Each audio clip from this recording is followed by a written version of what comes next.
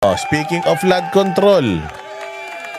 Speaking of flood control, tingnan natin anong klaseng mindset meron yung presidente natin. Ang nagiging problema dito sa tinatawag nating climate change ay talaga hindi lamang na mas mabigat ang bagsak ng ulan ngayon, kung hindi ay hindi na sumusunod sa dating schedule. Pucha yan. So, ang sinasabi niya na ang reason ng pagbabaha natin ngayon is climate change. Climate change. Okay? So, dati daw sumusunod sa schedule yung ulan. Ngayon daw hindi. Teka, bakit yung mga flood control projects ba tuwing umuulan lang yan? Hindi ba it is supposed to be a solid structure that is going to be there whether there is rain or no rain? Di ba? Bakit parang sinisisi niya yung lakas ng ulan, yung climate change na dati summer hindi naman daw umuulan, ngayon umuulan na. Anong ibig sabihin nun? Na kapag summer, yung flood control project nakasara yun, parang tindahan? May break time, ganon? Hindi ba supposedly ginawa nyo yan? Para saan ba yung flood control project? Ginawa yan para at least kahit papaano bumahaman, mabilis na hihigupin noong mga spillways na yan yung tubig, tapos dadalhin niya sa karagatan. Yun yung main na plano natin, sir. Diba? Which is isang struktura yan na hindi gumagalaw. Hindi dinidismantle. Pag inilagay mo yan, forever dapat na nakalagay yan dyan. Halimbawa, umulan ng summer, pagka lakas-lakas nagbaliktad o nabaliw nga ang langit at ginawa ng ang summer natin, March, ginawa ng tag-ulan. Ano ngayon ang dahilan mo? Kasi summer ngayon eh. Hindi natin ini-expect yung ulan, tas nag-uulan, kaya ayan, baha na naman. Tanga ka pala eh. Ano ba yung ginagawa niyong flood control project? May expiration? Hindi ba yung flood control project na yan, pag itinayo mo yan, buong taon, ano yan, dapat nagagamit yan. Pag summer, tuyo yan. Pero pag tag-ulan, may tubig yan. Ganun lang yun. Ba't sinisisi mo climate change?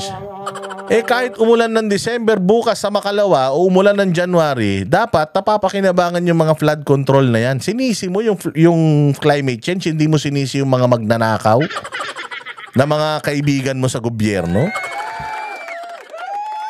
Yan ang problema sa mindset. Yan ang problema, utak. Walang utak. Okay naman, may climate change. Dapat yung flood control project natin, pag nagbibid, DPWH, ina-update din nila. Teka, last year, sobrang lakas talaga ng ulan. Lahat ng mga flood control projects natin na maliliit, planuhin natin kung papaano i-enhance itong mga to na palalawakin. Kasi tinan mo yung sa may Marikina. Anong ginagawa nila sa Marikina? Hindi ba laging binabaha Marikina? Anong ginagawa nila? Ngayon, hindi binabaha pa rin pero mabilis bumababa. Alam nyo kung bakit? Kasi yung proyekto nila dyan, hinukay nila ng hinukay. Ang lalim na yan. Baka pag lumangoy ka dyan, makita mo na si Satanas dyan eh. Na sobrang lalim yan. Alam mo yun, yung nag-i-improve, umaayon sa pagkakataon, umaayon sa panahon yung proyekto. Ikaw na nga ang advocate ng climate change, tapos yung mga proyekto na ginagawa at ina-approve nyo dito, puros pang patubig lang sa palayan. Talagang walang mangyayari. Talagang malulunod tayo sa baha, sir. Magba-budget na rin lang kayo. Siguraduhin nyo na hindi ghost project at saka dapat naman state of the art. Diba? Total naman, kanal yan. Ano ba naman, gawin mo limang ulit yung laki ng kanal na yan para magkasya lahat ng tubig na yan, diba? Huwag mong isisi sa climate change kasi iniinsulto nyo yung mga kababayan natin. Iniinsulto nyo every time na yung kalikasan ng sinisisi ninyo eh. Kasi yung tubig na yan, kaya nating kalkulahin yan. Hindi naman uulan ng isang buong taon eh. Hindi naman panahon ni Noah's Ark ngayon eh. Diba? So, halimbawa, ang dumating ngayon times 10. Dapat ang planning natin times 50 o kaya times 100.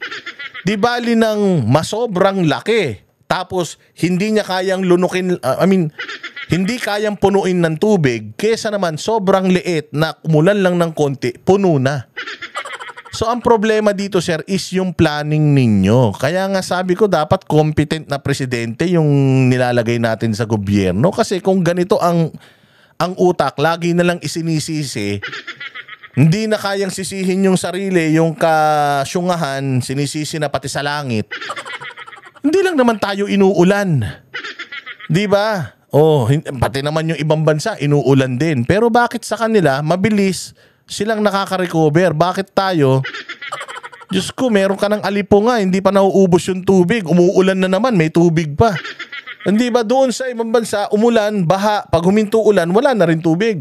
Dito sa atin umulan, baha, tapos walang ulan, ilang araw, may baha pa rin, uulan na naman, di malulunod lalo.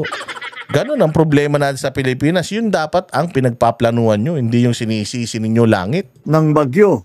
Nung alala na siguro, naalala pa natin na mag-umpisa ang bagyo, uulan-ulan na mga Hulyo. Pero darating na yung bagyo, pero Agosto, tapos na. Kaya yun lagi yung nakasanayan natin. Tingnan mo yung utak, tapos na ng Agosto, yun ang nakasanayan natin. So kapag umulan ng mga November, September, October, hindi na tayo sanay doon. O ano mangyayari? Yung flood control projects ba, pagdating, open only from June to August. Ganun lang ba yun? Ano yan? Tindahan? Hindi ba open yung flood control project na yon buong taon? So regardless, umulan ng summer, umulan ng Pasko, araw ng pagkabuhay, di ba dapat kaya niyang lunukin lahat ng tubig na itinatapon ng ulan, tama? So parang dito sa video na to, sinasabi niya ito nga si Kuya, parang baliw to. Yung mukha ni Kuya, hindi niya na maipinta Sabi yung sinasabi nito. Ngayon ko lang nalaman yung mga proyekto pala ng gobyerno, seasonal. Anak ng tokwa talagang BBM to. Ayun ay iba na kung kailan-kailan tumadating ang ulan at pagdating ng bagyo, sabay-sabay nagdadatingan at napakalakas ang pagbagsak. Kaya naman kailangan talaga natin bantayan ng mabuti at alalayan ng mabuti ang ating mga kababayan na ng tinapay. So yun ang niya. Kailangan alalayan ng mga kababayan. Alalayan mo saan? Ayuda na naman. Ay, nako bongbong. So, alam mo naman pala na pag dumating sila sabay-sabay, anong dapat mong gawin? Oo, pag dumating sila sabay-sabay, anong preparasyon ang meron tayo? So, parang, sabay-sabay dumating, okay lang kayo malunod, ganon. Buti sana kung pati kayo binabaha, hindi Ay, Diyos ko po. Claire, ito yung pinagyayabang mo? Kami ang boses ng masa, hindi natatakot. Katotohanan lang, di kami nalulunod. Walang bahid ng sismis, lahat ay totoo.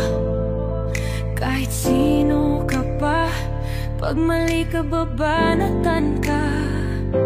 Walang pinipiling kulay, wala kaming kinikilingan. Basta para sa bayan, kami lalaban. Pagdama palakpakan, pag mali banatan, di matitinag, di matatakot. Para sa bayan, tuloy ang sigaw. Sa harap ng kamera, walang halong takot. Mga baluktot, lahat kayo'y tutumba. Ang hustisya at totoo, yun lang ang mahalaga. Kahit sinong harang, di kami matitinag.